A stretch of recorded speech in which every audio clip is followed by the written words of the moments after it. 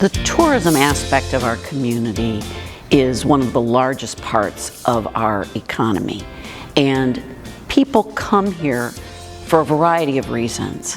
The arts are a big piece of that. We all love the arts, right? Everybody loves the arts. They inspire us, they beautify our communities, they create the places we want to live and work in. When we invest in the arts, we're not investing in a frill or an extra, we're investing in an industry that supports jobs, generates government revenue. I think one of the most important things that we need to realize is that art is not an amenity, that we're an essential part of life. We're an essential part of everyday life, but we're also a part of how a region retains and attracts talent.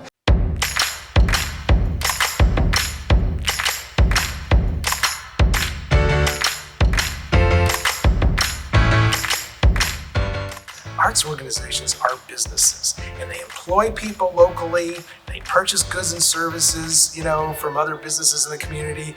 We wouldn't have arts organizations without artists, right? So it all starts with the creator, right? And so it starts with an idea, and then this creative possibly becomes a creative entrepreneur, and then maybe that creativity is so, widespread and impactful that an organization is developed, and those organizations start small, and they grow and they grow and they grow and they become our major institutions. But it all started with an idea and with an artist. The arts are interconnected with everything that happens. It's hardly a functioning community that doesn't have some type of viable arts community.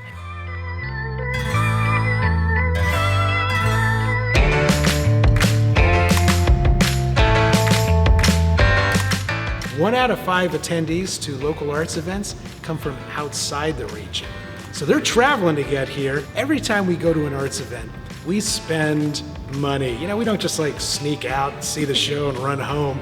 You have dinner, you pay for parking, you got little ones, you pay for babysitting. People come for the experiences that they have on a weekend, to add to something else, for a specific performance or a specific museum exhibition, or a fair or festival. So it adds money to the economy, it puts people to work, and it creates an overall experience that is second to none. My name is Vanessa Cooksey, and I have the privilege of being the President and CEO of the Regional Arts Commission of St. Louis. We were founded in 1985 when the residents of St. Louis voted for a portion of hotel-motel sales tax earned in the region be allocated to RAC to ensure that the arts in our community would not be a luxury, but instead an everyday part of our lives. Infusing capital into our vibrant arts and culture scene is at the heart of what we do. In the last 37 years, we've given more than 7,000 grants totaling $100 million, making RAC the largest public funder of the arts in STL. Some of our grant recipients you might know, like the St. Louis Symphony, the Muni, Opera Theater St. Louis. Some you might not know, but I invite you to get to know them. Theater companies like the Black Rep, which just announced its 46th season, produces, reimagines, and commissions work written by Black playwrights.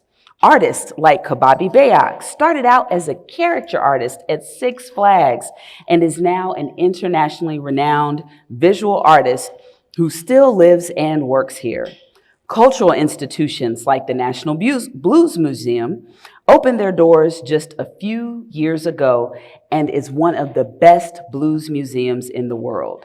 Museums, galleries, festivals, concerts, plays, and musicals bring millions of people to communities across Missouri every year.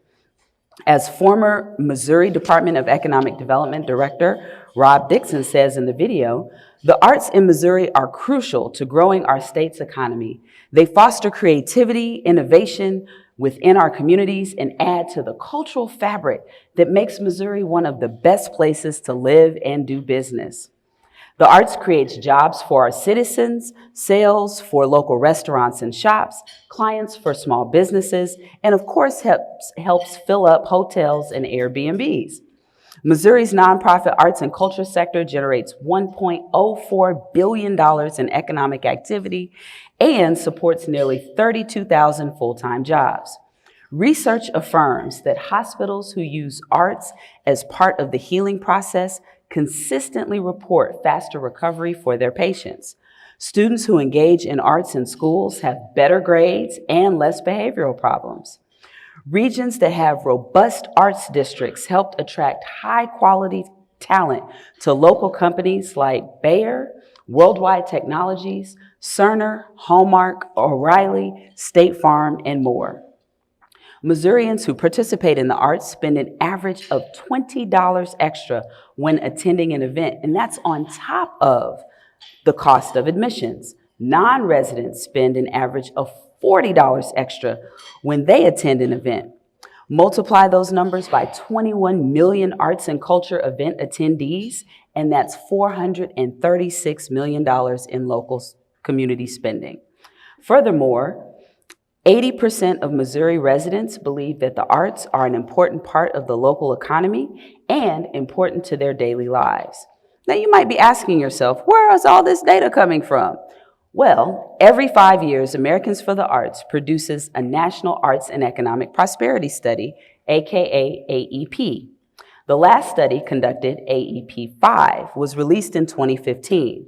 Today, I am happy to report that in partnership with the Missouri Arts Council, several arts commissions across Missouri, including RAC, are now working on AEP 6.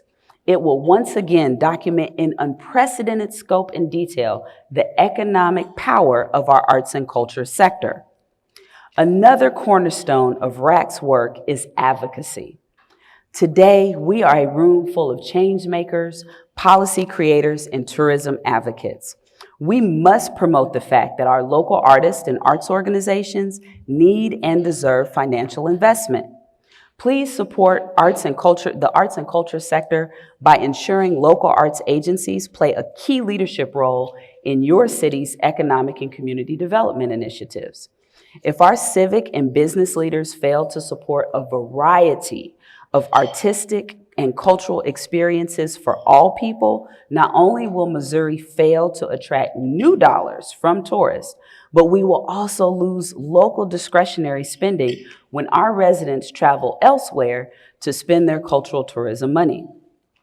Now, in addition to driving economic growth, it is important to remember and promote the other major benefit of local arts.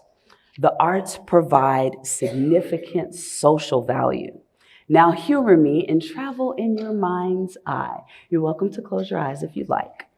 When you think about our country and the world, it's hard not to feel anxious and or depressed because of the volatility, uncertainty, complexity, and ambiguity we all face every day. Regrettably, we are divided by our differences and often cannot find common ground. Now think about the last concert or play that you went to, the last neighborhood festival you attended, the last movie that you saw in the theater, or even the museum that you visited recently. Think about the other people that were there with you. Did you feel divided in that moment? Or did you share that moment with the people around you? The arts provide a much needed respite and healthy escape from the daily concerns of our lives. The arts brings us together, they inspire us, they create cultural pride in our community. The arts have the power to bring Missourians together. They are a bridge to help us overcome personal, economic, and geographic differences and fears. At the end of the day, isn't that what we all want? We want to live in a beautiful community of belonging and have a quality of life that makes us happy and feeds our soul. That is the true power of championing our local arts scene. And remember, the arts are for everyone, and everyone benefits when the arts are part of our daily lives. Thank you.